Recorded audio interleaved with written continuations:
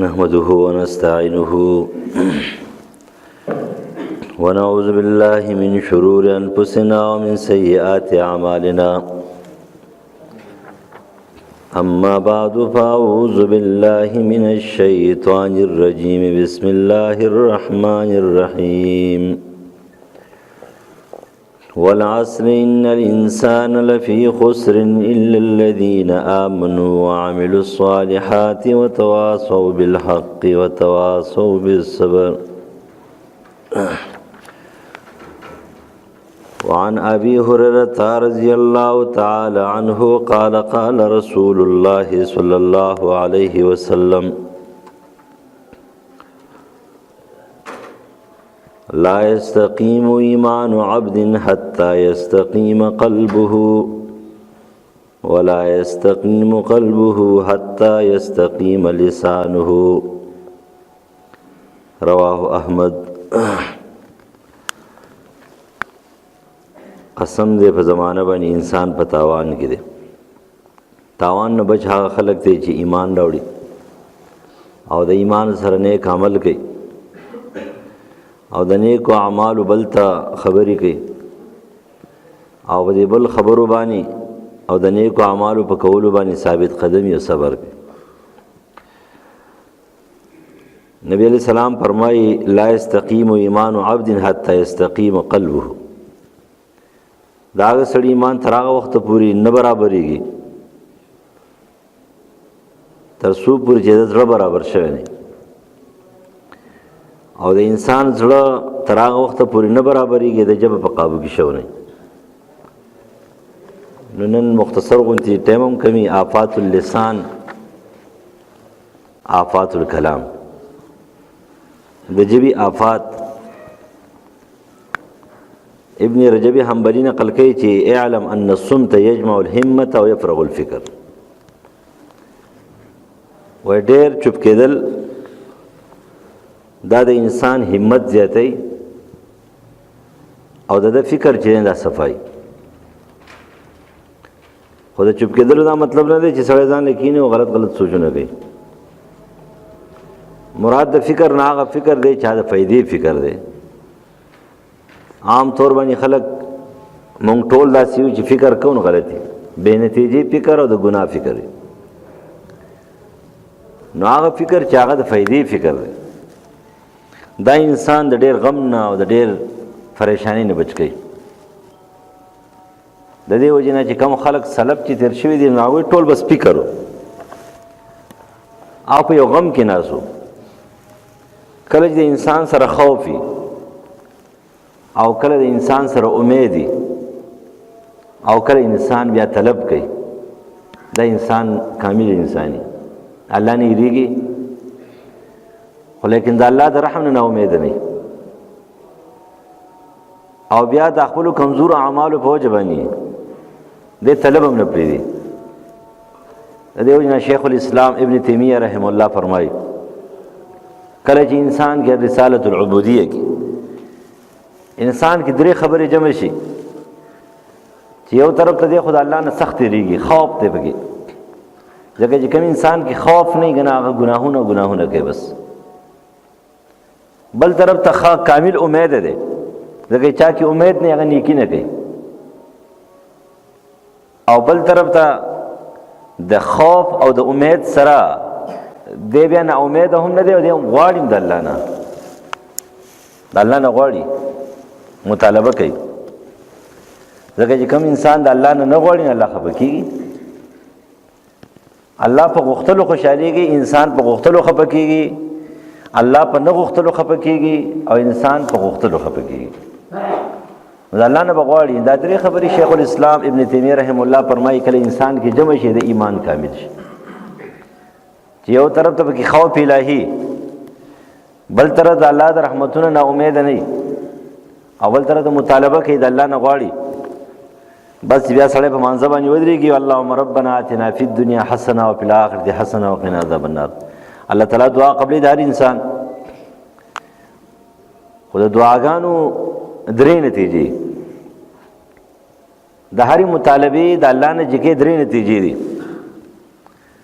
کله دا مطالبه د دې انسان په حق کې پرې دنیا کې خی الله یې قبول کړي. یو دم کله دا مطالبه د دې انسان دا کم شي چې د انسان غواړي نو د هغه نه نجاره در پر تاوان دی. د چې کم شي نه تاوان نو دا تاوان دومره نه وي، د هغه نه نجاره تاوان دی. نو الله تعالی په هغه تاوان شي چې غواړي آب ختم کړي. نو یو لوی اپت او لوی بلا را رواني، یو مصیبت او غم را رواني، بس هغه ختم شي. دریم نمبر نتیجه دار چې فرض کا دل دې چې سغواړي دام ورنګي او یو شعر روان دی دا غینه بچنګي، نو پروردگار چې وګوري در پاره یو لوی ذخیره چې کوم په کار دالتي اخرت کې چې سبال ټول عمر ستړي واستوماني. لکه فرض کا دنیا کې سړي ډېر خراحت واغستو.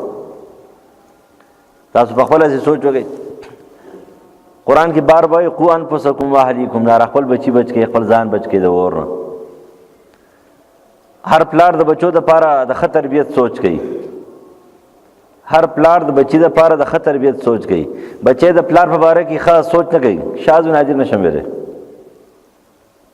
هغه بس معمولی خبره نه دمغه د امیر سے غوړی نه سیده خدای الله وبخي هغه ویل یو خزي یو ماشومان یو طالبان هر څه غواړي، هر ټیم غواړي، هر چانه غواړي. که په بازار کې ټماټر په 1500 روپے کیلو نه ام بداستانه 2 کیلو ټماټر غواړي. خدا سوچ پنه کې چې نن کې ټماټر په 200 300 1500 روپے کیلو دی راشه د 15 ټماټر په یو ټماټر ترکاري تور واچو بیا بستا جب ته نه ګوري ستا حال ته نه ګوري، هر څه غواړي. یو ماشوم دی دا هر څه غواړي د بلار نه. او یو وظیفه راوړی خدای مو بخښه طالبان دي، کدا په مدرسه کې ننګري چلیږي او کدا په جماعت کې خودیم هر ټیم هر څه غواړي او دی له به ورکه ام دې خزو ته دا پیدا کې، ام دې ماشومان له دا پیدا کې، ام دې نو ډېر ښه خبره کړیو. نو پلار د بچی په باره کې سوچ کوي ډېر ښه، لیکن زوی د پلار په باره کې سوچ نه کوي. د آدم علیه السلام د هاوی پلار او مور نو، پلار او مور نو، نو هغه تصور ښکته روان دی، د بره نه روان دی. نو په دې بچي باندې ډېر حقوق فرض کړي دي، خو لیکن بس نه یې پکې نو مور پلار دا سوچ کوي، فکر کوي د بچي د پاره. اوس فرض کوي مور پلار دی د یو بچي د پاره په دنیا کې هر قسم راحت، هر قسم سہولیت، څومره د ژوندۍ څه اسباب او ذرایع دي په انګریزي کې تاسو فیسیلیټیز وایي، دا ټول ورته ورکي. د سرو زرو گاڑی والا والی، د سرو زرو کټ والا جوړ کی، د سرو زرو بنگله والا جوړ کی، هر قسم شی والا ورکی. لیکن د دې سړي شل کاله عمر، د شل کاله پس څنګه دی په ور کې پروت دي. قبر ور، التی بستر ور، جامع ور، هر څور ور. او دې پلار د خپل بچي په دې ور کې وای نه په دې دنیا کې ورته خې دستاغه بچي دی نه تاول په دنیا کې د دنیا دار راحتونه ورکول، ولیکن دا ور نه بچ کو قوان پسکم واهلیکم نار. دا پلار به خوشاله کړه او په خپي د دیو جنا الله تعالی کله کله شیخ الاسلام فرمایي کله کله د انسان دنیوي چې دې کوم غواړي عمل ورنکي پر دنیا کې چې کوم شی روان دی یو آفت یو مصیبت اغم تیوان لای، ولیکن در پارا التی جهنم کې اور جوړ شوی هغه اور په ختم کی التی ول جنت کی درجات او رفع ور کړي. علی رضی الله عنه فرمایي چې رسول الله فرمایي چې کله یو انسان التلاړ شي مسلمان دی وګوري د خپل درجات ته وګوري د اعمال ته وګوري دی وای پروردگار د عملونه خو مانه دي کړي دا درجات ماته په سبا نه ملاو شو. نور ته دا ستاسو بیماری و چې باغې ته صبر کړو، دا ستاسو تکلیف و ته په صبر کړو، دا ستاسو فقيري و، دا ستاسو غریبي و چې ته په صبر کړو. نو دې په دغه وخت کې چې کاش چې زمانہ دا غوخي په دې قنچانو کټ کېدل کنه چې ما به صبرې نه وکړ. نو دې انما یو په ځا صابر دی کنه، بیمار نه دا مظلوم دی، بیمار صابر دی، غریب مظلوم دی، غریب صابر دی، محتاج مظلوم دی، محتاج صابر دی. او د مظلوم او د صابر ثواب د صحت نشته. انما یوفى الصابرون اجرهم بغیر حساب. اصل خبرندار چې را غواړو با خو فکر وکاو رسول الله صلی الله علیه وسلم فرمایي چې من یضمن لی ما بین اللحیین و ما بین الرجلین اضمن له الجنه، رواه البخاری فی الرقاق. چې یو کس ما ته دا ذمہواری راکړي چې د دو جامو پر مینس کې خپل خواهش د دې دو جامو پر مینس کې دا ورکوټي جبه دا 4-5 انچه 3 انچه جبه دا ورکوټي ټوکړي د غوښې چې کومه دي زما سره ذمہواری وکړي نو زه دله سرټیفیکیټ ورکوم د جنت شاکر توحیدی، زه دله سرټیفیکیټ ورکوم. خو ورته دې جبې سرټیفیکیټ هیڅ څوک نشي ورکولی. د دې وجې نه امام غزالی احیاء العلوم کې نقل گئی چې ابوبکر صدیق رضی الله تعالی عنہ چې کله دا حدیث واوریدو چې نبی علیہ السلام او فرمایل چې ډېر خلک په جهنم ته حساید الالسنه وي او دا حدیث او کف علیک هذا، اے دا جبه ونیسا، دا بند کا، دا محفوظ کا، دا ټینګ کا. فقلت یا رسول الله وانا لمؤاخذون بما نتكلم به، موږ په خبرو نیولای کېږو چې په هغې مو خبرې کوو. قال سکولتک امک یا معاذ وهل یکب الناس فی النار على وجوههم او قال على مناخهم الا حسائد الالسنه. معاذ ابن جبل ته فرمایي چې مور در باندې بوره شه، تا ته پته نشته چې په اور کې نسکور چې ورغورځېږي په مخونو باندې نو هغه د دې ژبې لوکړی شوي خلک دي. کفر تعلق د ژبې سره دی، د شرک تعلق د ژبې سره دی، د کنځلو تعلق د ژبې سره دی، د خلقو د زړه د خفه کولو تعلق د ژبې سره دی. دا دنیا خو د ژبې ورانه کړې ده. دروغ دی بیانوي، حدیث موضوعي دی بیانوي، تهمتونه دی لګوي، الزامات دی لګوي. نو ته نه ګورې چې دا نسکور چې پراته دي په جهنم کې دا دي.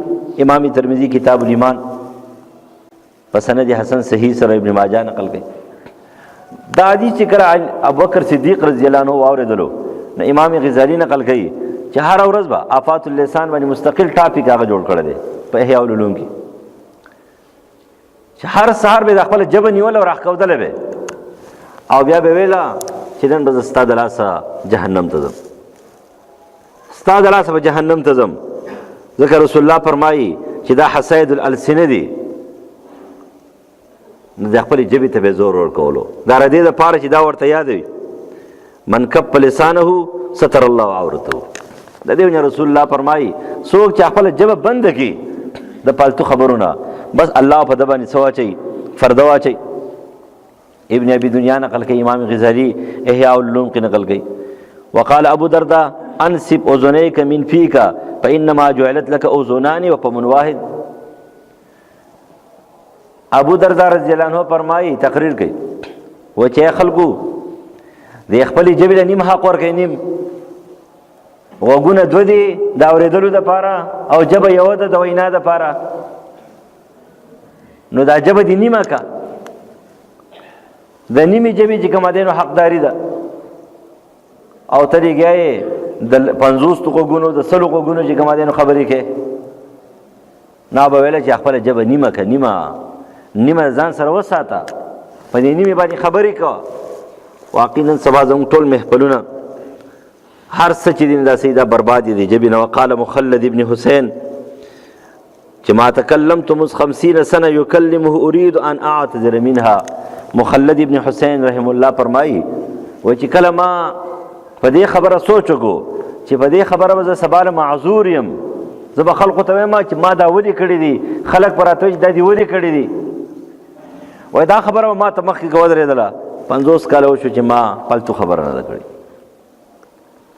پالتو خبره ما بیا نه ده کړې، بس ځان مې ساتلی دی. لہذا د دې ژبې قابو کول پکار دي. نور د کلام افات خو ډېر شی دي لیکن مختصر غونتې د هغې په باره کې نمبر 1 افت چې دی الکلام فیما لا یعنی. لوی افت دا دی چې موږ بې فایدې خبرې کوو، په هغه کې نه د دنیا فایدې او نه پکې د آخرت فایدې. د دغې بې فایدو خبرو په باره کې نبی صلی الله علیه وسلم فرمایي من حسن اسلام المرء ترکه ما لا یعنی. ښه اسلام کتاب الزهد کې امام ترمذی نقل کوي د حضرت ابو هریره رضی الله عنه نه، ښه اسلام د سړي دا دی چې دې بې فایدې کارونه پرېږدي. وقیل لقمان حکیم چې ما بلغ من حکمتک قال لا اسأل عما یکفی ولا اتکلم بما لا یعنی. لقمان حکیم د بوټو حکیم نه و، هغه د الفاظو حکیم و، هغه د انسانانو د آدابو حکیم و. داسې خلک خبرې کوي چې هغه د بوټو حکیم و. د بوټو حکیم څه ته بوټي به ته آواز کو دا چا ویل؟ هغه د انسانانو د آدابو حکیم و، هغه د تقریر او د وعظ حکیم و. هغه به چې خلکو ته د انسانیت خبرې کولې، د انسان د جوړېدلو حکمت ور سره و، په زندګۍ باندې پوهېدلو، هغه د دې حکیم و. نو هغه نه چا تپوس وکړي دومره لوی حکمت تعالی الله درکړی، دومره لویه پوهه درکړې ده، دا په څه باندې؟ نو هغه ورته ویلی چې را د کومې خبرې چې ما ته ضرورت نه و د هغې مې تپوس نه دی کړی، او د کم شي فایده چې په دنیا او آخرت کې نه وي د هغې مې خبره نه ده کړې. بې فایدې خبره چې دنیا او د آخرت ګټه پکې نه وي ما خبرې نه دي کړي، لہذا ما پرېښې دي، او چې د کوم شي ما ته ضرورت نشي د هغې مې تپوس هم نه دی کړی. لکه بعضې خلک ډېر تپوس کوي، بې فایدې تپوسونه کوي، بې فایدې. لکه اوس تاسو نه تپوس وکړم، بې فایدې تپوس. په قرآن کې یو ټکی دی او 5 حروف یې دي، او د نور نه سپین دی، او د پلانکي نه تور دی، او د پلانکي نه شین دی، او پلانکي نه خړ دی. دا څه شی دی؟ مغالطې دي. دې ته ویل کېږي ما لا یعنی، دې ته ویل کېږي چې دا د کفایت خبرې نه دي، ضرورت نشته. ما دا پالتو خبرې نه دي کړ، نه مې چې دی نه داسې پالتو مطالبې کړې دي. د دې وجې خطرناک خبره لوی آفت زموږ سره دا دی چې موږ نن بما لا یعنی کې مقصود یو. بس کم شی چې هغه فایده ده هغې طرف ته توجه نشته دی، او چې کم کې نه دنیوي فایده شته نه اخروي فایده شته، په هغې خبرو کې لګیا یو. سهار شي ماښام شي هلکه راځه لږ ګپ لګو. ګپ څه ته وایي؟ په ګپ کې دا خبرې. دویم نمبر آفت الخوض فی الباطل، په عبثیاتو کې مشغوله کېدل. ان العبد ليتكلم بكلمه يزل بها في النار ابعد ما بين المشرق والمغرب. صحیح بخاری نقل کوي کتاب الرقاق کی. ابو هريره رضی الله عنه فرمایي چې یو بنده یو خبره وکي په باطل باندې، په ناحق باندې، د تخکاری چې دا ما ټیک خبره کړل، لکه د منبر په سره کوي، او که په جمعات کې کوي، او که د قرآن په درس کې کوي، او که د حدیث په درس کې کوي، او که په بیان کې کوي، او که په تقریر کې کوي، او که په بازار کې کوي، او بار په مجلس کې کوي. وردا نه دی ویلي چې یو سړی مولا دی په منبر ناست او کنځلې دی کوي، په منبر دی ناست او دروغ دی وایي، په منبر دی ناست او الزامات دی لګوي، په منبر دی ناست مسلمانانو ته دی کافر وایي، په منبر دی ناست او د فسق او فجور فتوی دی لګوي. دا په کوم ځای کې دي؟ دومره بد حال جوړو دی. ما خو نه ګورم نه مشته، خو په فیسبوک باندې چې کومه ځان ته پوه خلک وایي مولیان دي او که څه شیزونه دي، ټول چې کومه د اختلافي مسلې بس معلومیږي دا چې هغه بغداد او بخارا چې کومه دی به تی جوړیږي. څوک لګیا دي رفع الیدین پسې، څوک په آدم رفع الیدین پسې، څوک په امین پسې، څوک په آدم امین پسې، څوک سوی څوک سوی، بس ټول مناظرې دي او بحثونه دي او څه دي. او خلک غرق شو، خلک شرابیان شو، لیکن د شراب باره کې څوک څه نه وایي. خلک سودخواره شو، د سودخورو په باره کې څوک نه وایي. خلک چې کوم مونږ نه کوي، معاملات برباد شو، ټول سودخواره دي. د مزاربت په نوم باندې خلک تباه کړه، د مشارکت په نوم باندې خلک تباه کړه، سودونه کوي، دروغ وایي. خلک روجي نه نیسي او دی په تراوو پسې نښتی دی. خلک روجي خوري په ډاګه باندې په روز کال د 50 یعنې 50% هلکان چې روجي خوړلی دي. ستاسو په دې کلي کې روجي خوړې او دلته چې کوم دی نه 8 رکعاته تراوي، 6 رکعاته تراوي، 2 رکعاته تراوي، 15 در مه کوه که نه څه چل به وشي. لیکن دا روجي چې خوري دا رکن اسلام نه انکار کوي. نو دې څه دی؟ سخت مې د دې کتابونو سره کم کتابونه چې په دې رد لیکلی شي زه نه ګورم، سخت دي مو سره روان. ما سره خپل علم الحمدلله شته، زما دې شیزون څه نه لګي. دا د انسان ذهنیت بربادوي. کوم خلک چې دا پرچار کوي، که دا هرې پارټۍ والا هر مسلک والا خلک دی، دا ډېر بدترین خلک دی. دوی خلک غر کړه. بغداد هم داسې تللی دی، بخارا هم داسې تللی دی، ترمز هم داسې تللی دی، تاشقند هم داسې تللی دی. دا د دې مناظرو د وجې نه، دې بحثونو د وجې نه. بس ته وایې کافر دی او ته مسلمان دی او دا کېږي او دا نه کېږي. دا صحابو دا منځونه چې کول نه کېدل. ته دومره ښه سړی راغلی 1500 کاله پس راغلی، ته چې کومه دی یو 2 ټکونه خبرې.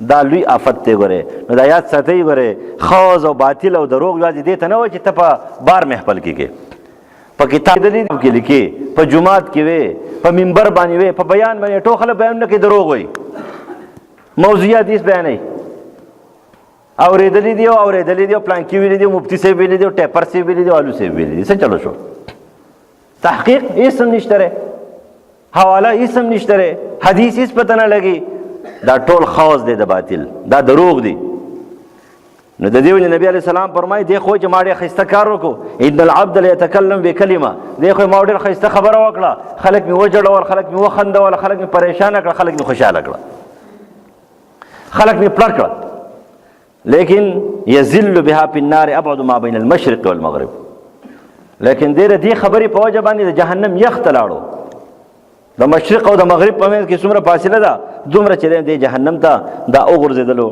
دا حدیث امام بخاری کتاب الرقاق کې نقل کړی دا ابو هريره رضی الله عنه دا دریم نمبر آفت دی دریم نمبر آفت التقعر فی الکلام د خلکو مخې ته خپلې خبرې ډکول تشول یو خو دا دی چې قرآن مجید الفاظ دا به خواږه وي زینوا بالقرآن لحنوا بالقرآن زینوا اصواتکم بالقرآن قرآن مجید با خپل आवाज خوږي لیکن غاړي باندې راکاږي आवाज ډکه وته شي پاګه تاسو خپويږي چې نبی علیہ السلام دغه په شان کې ډېره سخت خبره کړه ابو ثعلبه الخشینی رضی الله تعالی عنہ فرمایي امام ترمذی کتاب البر والصلہ کې نقل کړي چې رسول الله فرمایي ان ابغضکم الی وابعدکم من یوم القیامه مساویکم اخلاقا ما ته په ټولو خلقو کې مبغوض خلق د قیامت پر ورځ باندې زمانه لري خلق دا خلق دي اخلاق خراب دویم نمبر السرسارون المتشدقون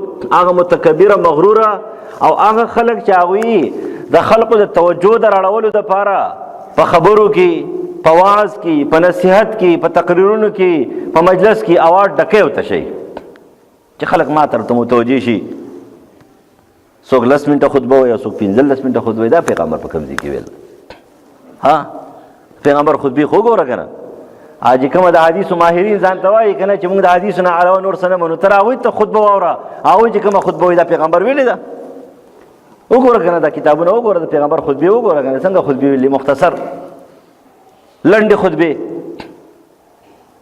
نو کله به आवाज تشي او کله به ډکې دا په جلسه کې دا په مجلس کې دا په تقریر کې دا په بیان کې دا په واعظ کې د دې دپاره چې خلک وایي دا ډېر عظیم پسې بلیغ انسان دی او بس خو پرېږدوه یو خو دا دی چې سړي आवाज خوږ دی بس خوږ دی خو ځان نه خبره ده یو لهجه مزیداره ده ځان نه خبره ده یو چې دی نو د قرآن مجید په ښه آواز باندې ولستل دی دا خو به کې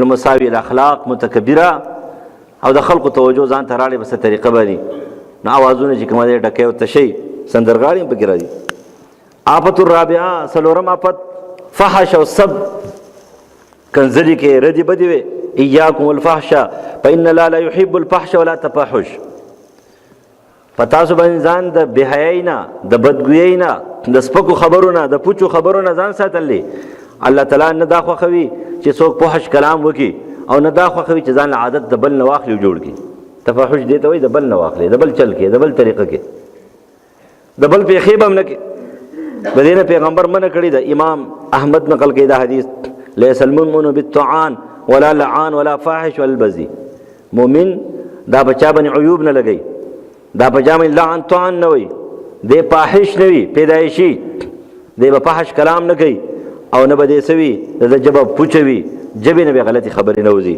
د جبه به سوي په قابو کې وي دی به ځان سکه ځان به قابو کوي لهذا نن سبا جبې ټولې بې قابو دي د قابونه وتلې دي څلورم نمبر آفت مزاح دی او تسخیره او مسخرې او استهزاء ده نو دا یو ساده چې په شریعت کې د مزاح اجازت ده هغه چې هغه د شریعت د دایرې نه وتلی نه دی نبی علیه السلام داسې نه و چې صم بکم بس ناست و چا سره به خبرې نه کولې نبی علیه السلام د ماشومانو سره ماشومانو په لهجه کې خبره کوله بوډاګانو سره د بوډاګانو په لهجه کې خبره کوله ځوانانو سره د ځوانانو په لهجه کې خبره کوله او د بانډچو سره د بانډچو په لهجه کې خبره کوله دا د نبی علیه السلام عادت و لیکن آفت چې دی هغه دا دی چې کله د دغې مزاح نه استهزاء جوړه شي کله د یو سړي بېعزتي جوړه شي ته یو سړی مقصد ستا بېعزتي وي د هغه ذلت وي د هغه رسوایي وي دا هغه یو مسله ته بیانې، یو عیب بیانې چې خلقو ته قبیح ښکاره شي، خلقو ته سپک ښکاره شي، د خلقو مخې ته د هغه غورځول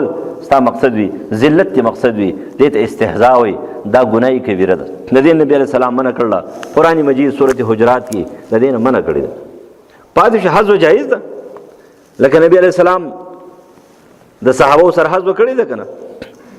ابو داود کتاب الادب کې نقل کوي، ترمذی بیر السله کې نقل کوي.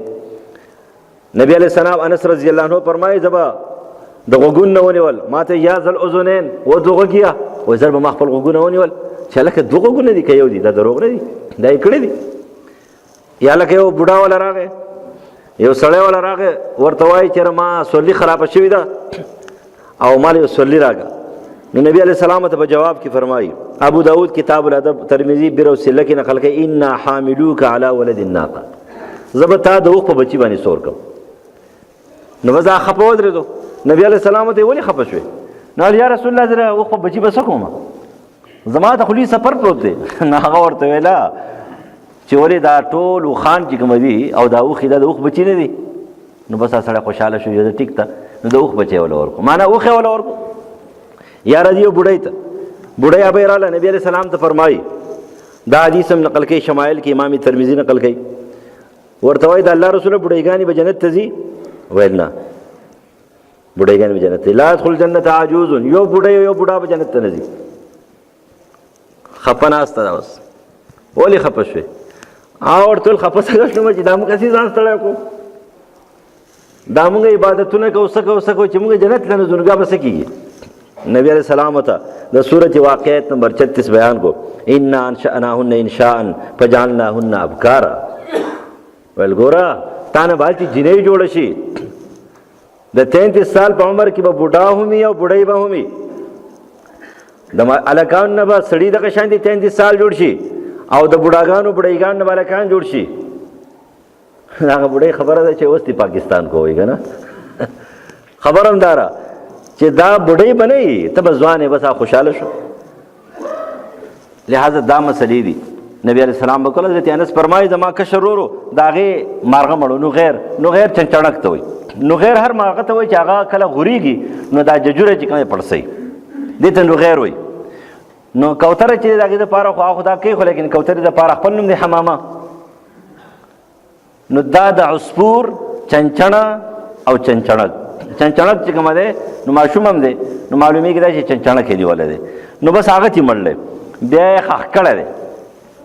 ترمذی حدیث دی. نبی علیہ السلام ته وایي چې راشي، نو بس هغه خفه ناسي په غی کې راونی. امام بخاري به مستقل باب قایم کړی دی بیا چې که څوک مارغان ساتي خو د هغې حقوق پوره کوي نو دا ساتلی شي. نو د هغې دپاره بیا دا حدیث راوړی، ځکه نبی علیہ السلام رد نه کړی، ته غیر مکلف دی. نو که غیر مکلف دی، مکلف ولې راوړی دی؟ په خپله خو نه دی نیولی. نو هغه ورته راشي ورته وایي یا ابا عمیر، نوم یې بل دی، لیکن نبی علیہ السلام ته ابو عمیر وایي. که سړي واده نه یې کړی نم ځان ته سړی ابو پلانکی ویلی شي. و یا ابا عمیر ما فعل النغیر، ابو عمیره مارغه دې څه شو، چنچڼک دې څه شو؟ او یا رسول الله مړ شوی دی، په غی کې راونیسي. یعنې ماشومانو سره مینه کوله، دې ته حظ ویلی کېږي، دې ته مزاح ویلی کېږي. د دې په شریعت کې پابندي نشته، ځان چې کوم دی ګربه مسکین مه جوړوه. په شریعت کې اله دې پابندي را چې ستا مزاح چې کوم مسخرې ته ورسېږي، ستا مزاح استهزا ته ورسېږي، چې د هغه سړي مقصد شرمولی، د هغه مقصد بېعزتي کولی، د هغه د خلقو په نظر کې غورځول او ذلت وي، د هغه عیوب چې کومه دی په دغې طریقه باندې ښکاره کولی. که داسې نه وي نو بیا دا ناروانه دي. نبی علیه السلام یې بانډه چې تحفه به یې ورله راوړه. هغه به ویله زه په دې نیت تحفه راوړم چې رسول الله راله ښه زیات سره کړي. نو که څوک چاله تحفه ورکړي که نه نو ثواب به چې دی نو نه میلاویږي، لیکن دا عوض سود نه دی چې شورش کشمیر وایي دا سود دی، سود نه دی، دا صحیح سود دی. نبی علیہ السلام تحفه چې کومه دی راوړه، هغوی به ورله تحفې زیاتې ورکولې د دې دپاره. یو ځل لاوت یې بانډې نه سره راوړې دي، څه وړی مړی وجغونې به راوړي، خرڅه یې ولاړ دی تک تور دی د رنګ نه. نبی علیہ السلام راغی د شا طرف نه په غی کې ونیو، ترمذي حدیث دی. او چې ونیولو نو ورته وویله هغه خو هغه طرف ته مخ دی، ټوله دنیا ورته ګوري، وایي لکه څوک غلام اخلي چې خرڅ کم وي.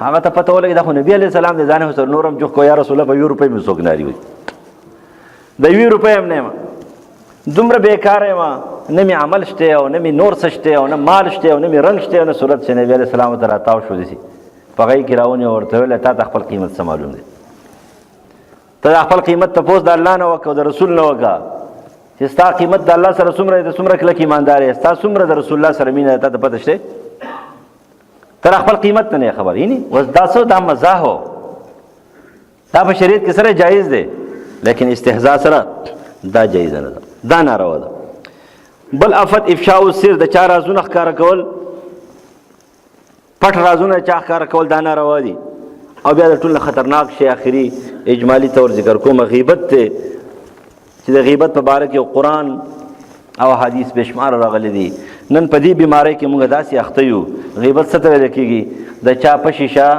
عیب بیانول ما بیګا درس کې ویلو کوم عیب چې د هغې ماحول ته نقصان نه وي کوم عیب چې معاشرې ته نقصان نه وي کوم عیب چې اسلامي قانون ته نقصان نه وي کوم عیب چې یو کور ته نقصان نه وي د یو کس ته زیات چا ته نقصان نه وي دغه عیب بیانول د غیبت وي او که فرض کې یو عیب دی چې د هغې کور ته نقصان دی ماحول ته نقصان دی تا هغه سړي ته ویلی شي د خپل کور د دې خلکو نه بچ کړه د هغې خلاف رد کولی شي چې دا کلی ورانوي اسلام بربادوي عوامو ته تباهي ورکوي ماشومان غر کوي یو فتنه او فساد پرې جوړېږي دا بیا بیانولو کې ګناه نشته دا الا من ظلم کې دي خو که فرض که د هغه یو انفرادي عمل دی یو عیب دی د هغه ګناه ده او هغه ته په شیشه بیانې په یو ځای کې په بل ځای کې دې ته څه ویل کېږي دې ته غیبت وایي چې په هغه کې نه هغې ته بهتان وایي او دا برباد دی د غیبت په باره کې قرآن او حدیث سورت حجرات کې پروردګار د رور چې کله مړ شي د هغې غوښې خوراک ته غیبت چې دی نو خبره کړې ده چې د غیبت چې څوک کوي دا داسې دی چې د خپل ورور مسلمان او د خپل ورور چې مړ وي مخې ته پروت وي او په چوکۍ دي غوښې را کټ کوي که نه یا داسې خوري څومره بدترین شی دی دغه مثال یې پوره دی او بیا فرمایي ایاکم الغیبة فإن الغیبة اشد من الزنا ان الرجل قد یزني غیبت خو چې دی د انسان عزت هم تار تار کولی خو ورسره د انسان غوښې هم خوري بدترین شی دی د ګناه کبیره نه چې دی کبیره ده زنا ګناه کبیره ده دا یې نه دی ویل چې زنا اجازه ته ورکړی دی معنی دا ده چې زنا خو ګناه کبیره ده او دا غیبت په دې ګناه کبیره کې کبیره ده دا هغې نه موچت دی نو دا حدیث دی ابن ابي دنیا او نور کتابونه نقل کړی دی چې د دې سړي سزا چې کنه ډېره بدتره ده نو الغیبة اشد من الزنا وقال علي بن حسين اياك والغیبة فانها ادام کلاب الناس وایي تاسو ته پته ده د غیبت نه ځان ساتئ فإن ادام کلاب الناس دا د کلاب الناس سپوی چې دي که نه په جهنم کې دا انسانان دا به سپي او دا غیبت پې ترکاري دا به خوري یعنې دی جهنمي دی نو الله دې موږ د دې غم نه وساتي د دې نبي علیه السلام بار بار دې نه منع کړې ده او فرمایلی سئل عن الغیبة قال ذکرک اخاک بما یکره قال رأيت إن كان في أخي ما أقول يا رسول الله قال إن كان في أخيك ما تقول فقد اغتبته وإن لم يكن فيه ما تقول فقد بهته که فرض که دا خبره پکې موجوده دی تا غیبت وکړو او که دا عیب پکې نه وي نو تا پې څه ولګو الزام ولګو دا امام مسلم حدیث دی نو الله تعالی دې زموږ ژبه زموږ کلام او زموږ خبرې دا په قابو کې کړي وما علینا البلاغ ډېر مریضان دي یو بیمار دی یو ګردو بیمار دی نور بیماران دي درخواست یې کړی دی څه بهر سعودي عرب کې او په ملکونو کې څه کسان دي هغوی څه تکلیفونه دي ټول ته دعا وکړئ پروردګاره دغه بیمار د ګردو دا بیمار دی اله العالمینه ستا بندر او شفای کامله عاجله ول ورکړي خپلې لاړې وله دارو کې پروردګاره بیماري هم ته راولي او شفا هم ته ورکړي اله العالمینه شفای کامله عاجله ول ورکړي پروردګاره د رحم کرم معامله اوس وکړي نور څومره بیماران دي درخواستونه یې کړي پروردګاره هغه ټوله شفای کامله عاجله ورکړي د رحم او د کرم معامله ورسره وکړي پروردګار زموږ شرعي اعجاز او ریا سرته ورسوي مرضونه آفتونه مصیبتونه محفوظ کړي قرضدار یې قرضونه نجات نصیب کړي الواد یې نشته نیکان صالحان الواد یې ورکړي نارینه الواد یې نشته نیکان صالحان نارینه الواد له ورکړي مړي چې کومه شوي دي نږدې لرې ټول معاف کړي ویې بخښي بخشش یې نصیب کړي زموږ استادانو شیخانو بخښي زموږ مور و پلارو بخښي بار مالک کمرونه دي د هغوی څه مسایل دي څه مشکلات دي څه کیسونه دي په جیلونو کې دي مظلومان دي پروردګاره ته امداد او تعاون وکړي د رحم او د کرم معامله اوس وکړي یا الله موږ معاف کړي زموږ وطن ډېر په بد حالاتو کې دی پروردګاره ته پرې رحم وکړي الہ العالمین دې غمونو پریشانو زموږ د وطن پاک کړي ته محافظ او ناصر شي پروردګار کم خلک دی ورانولو کوشش کوي بهر دي دن دي الٰه العالمین تباہ او برباد او نیس او نابود کوي الٰه العالمین کم خلک دی حفاظت کوي پروردګار تر هغه حفاظت وکړي د دې امداد او تعاون کې منډه تړل او پروردګار ته امداد او تعاون وکړي الٰه العالمین معاف کې زموږ د دې کلی حفاظت وکړي پروردګار زموږ د مشرانو کشرانو د نارینه او زنانو حفاظت وکړي د امن او امان ژوندګي را راکړي یو عادل بادشاه را راکړي پروردګار د امن د قانون موږ ته زموږ پر سترګو واخلي اللهم ربنا آتنا في الدنيا حسنة وفي الآخرة حسنة